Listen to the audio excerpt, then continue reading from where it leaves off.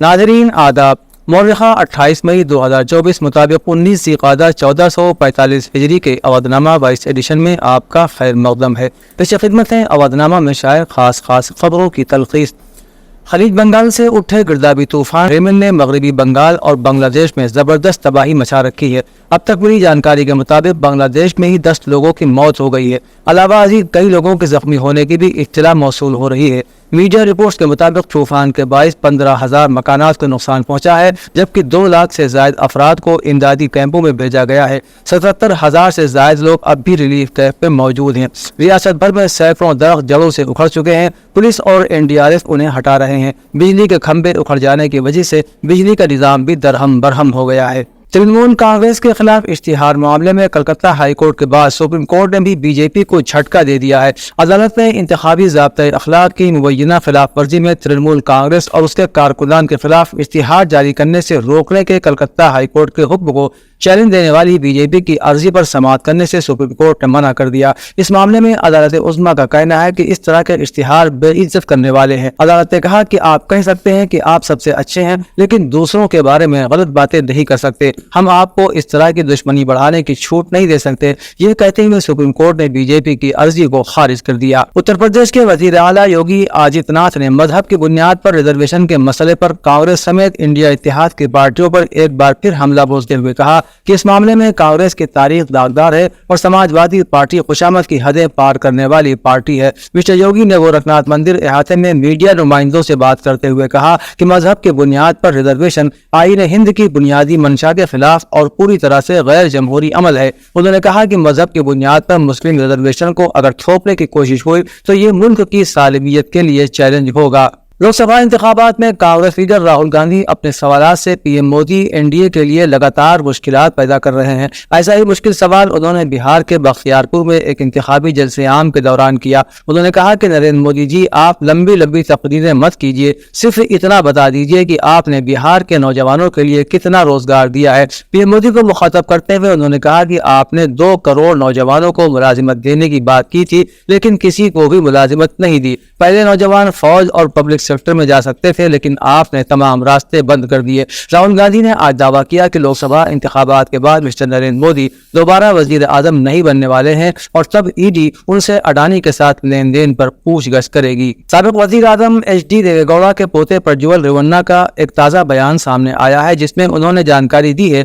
कि वो 31 मई को SIT के सामने पेश होंगे। फौश वीडियो और जिनसी इस्तेसाल के इल्जामात का सामना कर रहे रेवन्ना का कहना है कि उनके खिलाफ साजिश हुई है और उसकी वजह से वो डिप्रेशन में चले गए थे। अब वो 31 मई को SIT के सामने हाजिर होंगे और मामले की तहकीकात में हर तरह का ताउन करेंगे, जिससे जल्द ही सच्चाई सामने आ जाएगी। ईरान के सदर डॉक्टर आयतुल्लाह इब्राहिम रईसी समेत 9 लोगों की हेलीकॉप्टर हादसे में हुई शहादत पर उन्हें खराज अकीदत पेश करने के लिए ताज़ियती जलसा बउनवान याद सफीरान इनकलाब का इनेकाद छोटा इमामबाड़ा में किया गया। ये जलसा ऐनुल हयात ट्रस्ट, इदारे इल्म दानिश और Haidari educational and welfare society Avadhnama के अलावा दीगर मजहबी और समाजी तंजीमों ने किया। जलसे की सदारत मौलाना मोहम्मद जाबिर जौरासी और निजामत मौलाना हैदर अब्बास तानिश ने की। इस मौके पर डॉक्टर कल्ब सिफ्तैन नूरी ने अपने ख्यालात का इजहार करते हुए कहा कि डॉक्टर आयतुल्लाह रईसी की पॉलिसियां पूरी दुनिया के लिए मिसाल थी। मौलाना इस्तिफा रजा ने कहा कि डॉक्टर आयतुल्लाह रईसी की पूरी जिंदगी मुजाहिदाना रही। शहीद रईसी ने हमेशा मजलूमों की हिमायत की।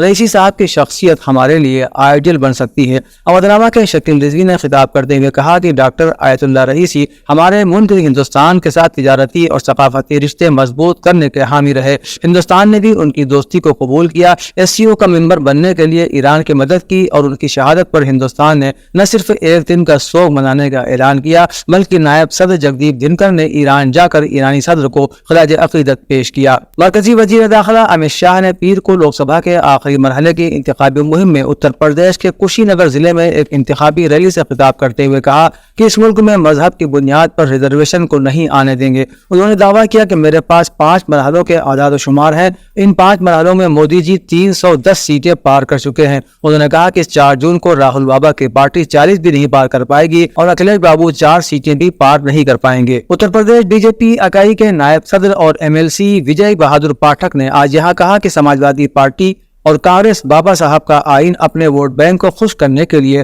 تبدیل کرنا چاہتے ہیں۔ پارٹی ذرائع نے بتایا کہ پاٹھک نے دیوریا پارلیمانی حلقے میں کارکنان سے ملاقات کی اور کہا کہ بی جے پی وزیر اعظم مودی کی قیادت میں سب کا ساتھ، سب کا وکاس، سب کا پریاس اور سب کا وشواس کے منتر پر کام کرتی ہے۔ ملک کے سرو سماج کو وزیر اعظم مودی کی گارنٹی پر پورا بھروسہ ہے، اس لیے سرو سماج نے 6 مرحلوں میں بی جے پی کی حمایت میں ووٹنگ کی ہے۔ انہوں نے دعویٰ کیا کہ 6 مرحلوں کی ووٹنگ میں بی جے پی 400 سیٹوں تک پہنچ چکی ہے۔ سماجوادی پارٹی کے سربراہ اکھلیش یادو نے کہا کہ یہ الیکشن آئین کو بچانے کا الیکشن ہے۔ بی جے پی اور بی ایس پی نے اندرونی طور پر ہاتھ ملا لیا ہے، لہذا احتیاط سے کام لیں اور ہوشیار رہیں۔ اکھلیش یادو غازی پور ضلع کے آر ٹی آئی گراؤنڈ میں عوام سے خطاب کر رہے تھے۔ اکھلیش یادو نے کہا کہ اقتدار میں بیٹھے لوگوں کو بھی یہ احساس ہو گیا ہے کہ 4 جون کے بعد ان کی حکومت بننے والی نہیں ہے، اس لیے لکھنؤ اور یہاں تک کہ دہلی کے لوگوں کی زبان بدل گئی ہے۔ ہم ان بی جے پی والوں کو بتانا چاہتے ہیں کہ 4 جون کے بعد کابینہ بھی بدلے گی اور میڈیا بورڈ بھی بدلے گا۔ اودھ نامہ میں شائع جہاں نما خبروں کے مطابق غزہ میں وزارت صحت نے ایک بیان میں کہا ہے کہ رفح کے قریبی فلسطینی پناہ گزینوں کے ایک کیمپ پر حملے میں کم از کم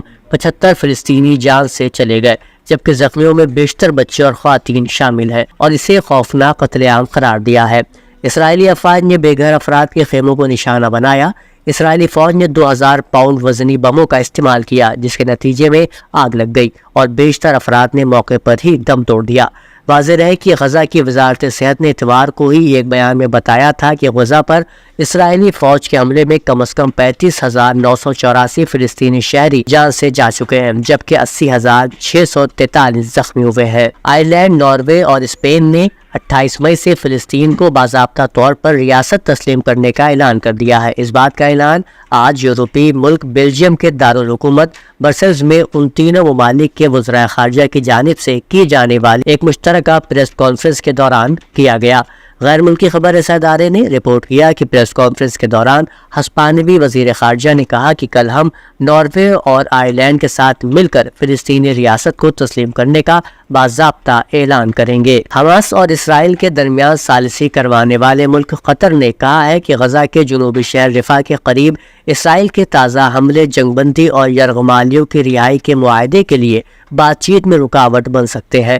خبر رساں ادارے اے ایف پی کے مطابق قطری وزارت خارجہ نے تشویش کا اظہار کیا کہ بمباری ثالثی کی جاری کوششوں کو پیچیدہ بنا دے گی اور فوری اور مستقل جنگ بندی کے معاہدے تک پہنچنے میں رکاوٹ بنے گی۔ یاد رہے کہ قطر، امریکہ اور مصر کے ساتھ تباہ شدہ غزہ پٹی میں اسرائیل اور حماس کے درمیان جنگ بندی کے معاہدے کو حاصل کرنے کے لیے کئی مہینوں سے بات چیت میں مصروف ہے، لیکن مذاکرات اس ماہ کے شروع میں تعطل کا شکار ہو گئے جب اسرائیل نے رفح میں زمینی کارروائی کا آغاز کیا تھا۔ چینی وزیر اعظم لی کیانگ، جاپانی وزیر اعظم فومیو کشیدا اور جنوبی کوریا کے صدر یون سک ایول نے آپس میں زیادہ وسیع پیمانے پر تعاون کی اپیل کی ہے۔